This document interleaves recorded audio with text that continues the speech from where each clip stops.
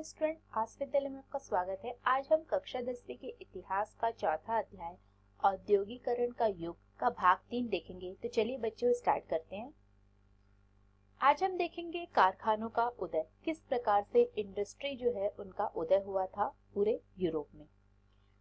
इससे पहले लेक्चर में हमने देखा था कि जब इंडस्ट्री नहीं आई थी, फैक्ट्रियां नहीं आई थी, तब भी जो है लार्ज स्केल पर प्रोडक्शन होता था, उत्पादन होता था और वो जो है व्यापारी गिल्ड्स जो थे उनके द्वारा ये किया जाता था और फिर वो तैयार माल इंग्लैंड पहुंचता था और इंग्लैंड से जो है वो माल अंतर्राष्ट्रीय बाजारों में जाता था।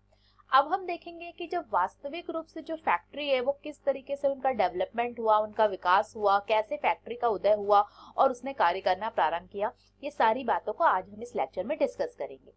इंग्लैंड में सबसे पहले 1730 के दशक में कारखाने खुले, लेकिन उनकी संख्या में तेजी से इजाफा 18वीं सदी के आखिर में हुआ। आप लोग ये बात याद रखना बच्चों, 1730 या 1730 एक ऐसा समय था जब इंग्लैंड में कारखाने स्थापित हुए, फैक्ट्रियां स्थापित हुई थी, लेकिन इनकी संख्या अभी तक इतनी ज्यादा नहीं थी। लेकिन जब हम 18वीं सदी में देखते हैं, 18वीं 18 सेंचुरी में जब हम पहुंचते हैं तो इनकी संख्या में बहुत तेजी से बढ़ोतरी होना प्रारंभ हो गया था।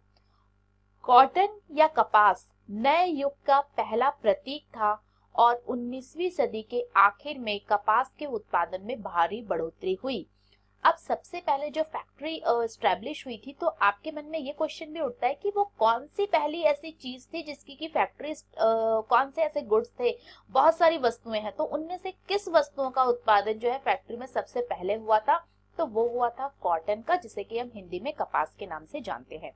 और 19 सेंचुरी के लास्ट तक आते आते कपास का प्रोडक्शन बहुत ज्यादा बढ़ने लगा था, क्योंकि इसकी डिमांड बहुत ज्यादा थी, इसलिए इसका प्रोडक्शन भी बहुत ज्यादा होने लगा था।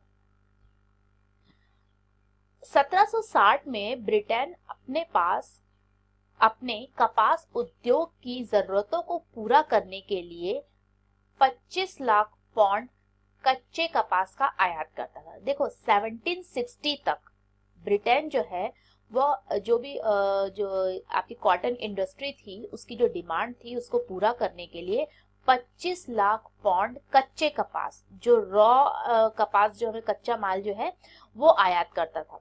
लेकिन 1787 में यह आयात बढ़ के 220 लाख पौंड तक पहुंच गया था, 220 लाख पौंड तक पहुंच गया। तो आप देखिए केवल 28-30 वर्षों में जो है ये कितना ज्यादा इसकी डिमांड बढ़ गई थी, जिसकी वजह से उसको ब्रिटेन को जो है अपने आयात को बढ़ाना पड़ा था। यह इजाफा उत्पादन की प्रक्रिया में बहुत सारे बदलावों का परिणाम था। तो ऐसा नहीं था कि ये जो इतनी बढ़ोतरी हो रही है वो कोई एक ही रीजन की वजह से है, नहीं, इस प्रोसेस में बहुत सारी चीजें थी जिसकी वजह से इनका प्रोडक्शन बहुत ज्यादा बढ़ा था। तो आइए देखते हैं कि ये बदलाव कौन कौन से थे। 18 सेंचुरी में ऐसे कई आविष्कार हुए जिन्होंने उत्पादन प्रक्रिया के हर चरण की कुशलता बढ़ा दी, जैसे कि कार्डिंग, उनको जो है वो ऐंठना, उनको कताई करना, लपेटना, मतलब हर जो प्रक्रिया थी, ऐसे ऐसे आविष्कार हो गए थे, इन्वेंशन हो गए थे, जिससे प्रोडक्शन जो है उसमें बहुत सारे जो है अलग अलग प्रोसेस हो गए थे और अलग अलग प्रोसेस होकर जब वो गुजरता था, वो वस्तुएं जो है जब गुजरती थी तो उसकी एफिशिएंसी बहुत बढ़ गई थी, उसकी कुशलता बहुत बढ़ गई थी। प्रति मजदूर उत्पादन बढ़ गया और पहले से ज्यादा मजबूत धागों और रेशों का उत्पादन होने लगा। जब एक चीज का डेवलपमेंट होता है तो उसके साथ साथ बहुत सारी चीजों का भी विकास होता है। अब ये जब कार्यों में प्रत्येक चरणों में एफिशिएंसी आई तो क्या हुआ, मजदूरों का जो है प्रति व्यक्ति जो प्रति मजदूर जो प्रोडक्शन था वो भी पहले से ज्यादा बढ़ गया। और अब जो धागे यूज होते थे, जो रेशम यूज होता था, वो भी अब बहुत ज्यादा मजबूत होने लगा और इनका प्रोडक्शन, इनका उत्पादन होने लगा। और इसके बाद जो एक बहुत बड़ा जो क्रांति आई थी वो आई थी इसके बाद रिचर्ड आर्कराइट जो थे, एक ऐसे व्यक्ति थे जिन्होंने सूती कपड़ा मिल की स्थापना की थी। तो इन्होंने कॉटन इंडस्ट्री की स्थापना करी थी और इसके बाद जो है बहुत ज्यादा परिवर्तन हमें देखने को मिला। अभी तक क्या होता था, जैसे कि आपने पिछले लेक्चर में पढ़ा है कि अभी तक कपड़े का उत्पादन पूरे देहात में फैला हुआ था, मतलब गांव में होता था। जो लोग थे वो गांव से ही कपड़ा या फिर अन्य वस्तुएं तैयार करते थे और उसके बाद जो है लंदन में भेजा जाता था। तो यह काम लोग क्या करते थे, कोई फैक्ट्री थी क्या उनके पास? नहीं, ये काम जो है लोग अपने घर पर ही करते थे। लेकिन अब महंगी नई मशीनें खरीदकर उन्हें कारखानों में लगाया जा सकता था। तो जब इंडस्ट्री बनी, जब कारखाने निर्मित हुए, तो बहुत सारी नई मशीनें लगाई गई। कहाँ? उन फैक्ट्री में, उन कारखानों में। और कारखानों में सारी प्रक्रियाएं एक छत के नीचे और एक मालिक के हाथों में आ गई थी। इसके चलते उत्पादन प्रक्रिया पर निगरानी, गुणवत्ता का ध्यान रखना और मजदूरों पर नजर रखना संभव हो गया था। क्योंकि इससे पहले तक जब कारखाने नहीं थे, फैक्ट्री नहीं थी, तब लोग अपने अपने घरों में ये कार्य करते थे। और घरों में देखिए, उनके उत्पादन को, उनके प्रोडक्शन को देखने वाला, या फिर वो किस जो वस्तु का उत्पादन कर रहे हैं उसकी क्या गुणवत्ता थी, उसकी क्वालिटी कैसी थी, उसको सुपरवाइज करने वाले जो है, देखने वाला कोई नहीं था। लेकिन जब ये सारी चीजों का प्रोडक्शन फैक्ट्री या कारखानों में स्टार्ट हो गया था, तो जो वहां का मालिक था वो इन सब चीजों को सुपरवाइज कर सकता था, इस पर निगरानी रख सकता था।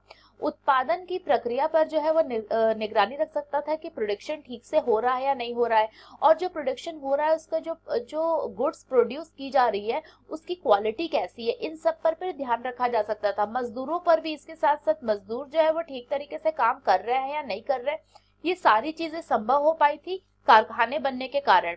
तो इससे क्या हुआ था कि उत्पादन जो है वो और अच्छी तरीके से, उसमें एफिशिएंसी आ गई थी, उसकी कुशलता बढ़ गई थी और उसमें तेजी भी संभव हो पाई थी। जब तक उत्पादन गांव में हो रहा था तब तक ये सारे काम संभव नहीं थे, क्योंकि गांव में उनको देखने वाला कोई ऐसा था नहीं कि उन पर निगरानी रखे और उन्हें देखे कि नहीं इतना प्रोडक्शन करो, ऐसा करो, इस तरीके से कोई व्यवस्था नहीं थी। लेकिन जब फैक्ट्रियां डेवलप हो गई तो ये सारी चीजें संभव हो पाई थी। 19वीं सदी की शुरुआत में कारखाने इंग्लैंड के भूदृश्य का अभिन्न अंग बन गए थे। और अगर हम 19th सेंचुरी की बात करें तो इंग्लैंड में ये जो भी फैक्ट्री थी, जो कारखाने थे, वो इंग्लैंड के इलाकों का, वहां के जगह का एक अभिन्न अंग बन गए थे। मतलब हर जगह जो है ये देखे जा सकते थे। ये नए कारखाने इतने विशाल थे और ये नई प्रौद्योगिकी की ताकत इतनी जादुई दिखाई देती थी कि उस समय के लोगों की आंखें जो है वो चौंधिया जाती थी। मतलब कहने का तात्पर्य ये बच्चों की, जब लोगों ने इस तरीके का, कि इससे पहले वो इतने बड़े बड़े मिल, इतने बड़े बड़े कारखाने कभी नहीं देखे थे, इस तरीके की टेक्नोलॉजी नहीं देखी थी, ये मशीन नहीं देखी थी, तो जब उन्होंने पहली बार ये सब कुछ देखा तो उनको ऐसा लगा ये सब जादुई है और वो देखते ही रह गए। लोगों का ध्यान कारखानों पर ही टिका रह जाता था। वे इस बात को मानो भूल ही जाते थे कि उनकी आंखों से ओझल गलियों और वर्कशॉप में अभी भी उत्पादन चालू है। तो लोग इस बड़े और इस भव्य कारखानों को देख के, मशीन को देख के जो इस बात को भूल गए थे कि ऐसा नहीं है कि ये मशीनों के आ जाने के बाद अभी भी जो है वो छोटे छोटे गलियों में और वर्कशॉप में प्रोडक्शन नहीं है, बल्कि यहाँ भी अभी भी प्रोडक्शन हो रहा था, उत्पादन चालू था। आप एक ये चित्र देख सकते हैं, ये लंकाशायर के कॉटन मिल है, सीई टर्नर द्वारा बनाया गया ये चित्र है। तो इसमें जो है कलाकारों ने कहा है कि अगर उस नम मौसम की नजर से देखे, जिसके कारण लंकाशायर दुनिया में सूत कताई के लिए सबसे आदर्श स्थान बनता है, तो शाम के धुंधले में चमकता कॉटन मिल सबसे शानदार नजर दिखाई देता है। तो ये देखिए कितनी, मतलब ये जो इस तरीके का जो चित्र था, ये जो दृश्य है वो इंग्लैंड में या लंकाशायर का जो ये चित्र है वो इंग्लैंड के औद्योगिकरण का प्रतीक है, उसके प्रतीक के रूप में से देखा जा सकता है। So what did we learn today? आज हमने क्या पढ़ा और क्या सीखा? तो आज हमने देखा कि किस तरीके से कारखानों का उदय हुआ, इंडस्ट्री का उदय हुआ, फैक्ट्रियां किस तरीके से स्थापित हुई और उनका डेवलपमेंट किस तरीके से हुआ। इसके अलावा हमने देखा कि जब रिचर्ड और राइट ने जो है कॉटन मिल की स्थापना की, तो उसके बाद जो है किस तरीके से परिवर्तन आया और औद्योगिक करण जो है उसको और ज्यादा बढ़ावा मिला।